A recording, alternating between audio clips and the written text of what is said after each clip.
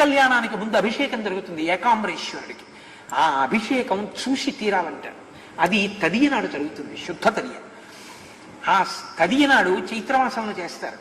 చేసినప్పుడు మీరు ఇక్కడ ఆకాశంలో తదియ నాటి చంద్రరేఖని చూస్తే కాంచీపురంలో అభిషేకం ఆనాడు జరుగుతున్నటువంటి ఏకాంబరేశ్వరుని యొక్క అనుగ్రహం కలుగుతుందని. ఎందుకంటే శివస్వరూపం చంద్రరేఖగా ఉంటుంది అని. కాంచీపురంలో మీకు ఎవరైనా బాగా తెలుసున్న వాళ్ళు ఉంటే ఆ అభిషేకం జరుగుతున్నప్పుడు ఫోన్ చేస్తారు, అయ్యా బయటికి వెళ్ళి చంద్రరేఖ చూడండి అని ఫోన్ చేస్తారు. నాకు ఈ సంవత్సరం అలా ఫోన్లు వచ్చాయి, అయ్యా అభిషేకం పూర్తవుతోంది, మీరు బయటికి వెళ్ళి చంద్రరేఖను ఒకసారి దర్శనం చేయండి.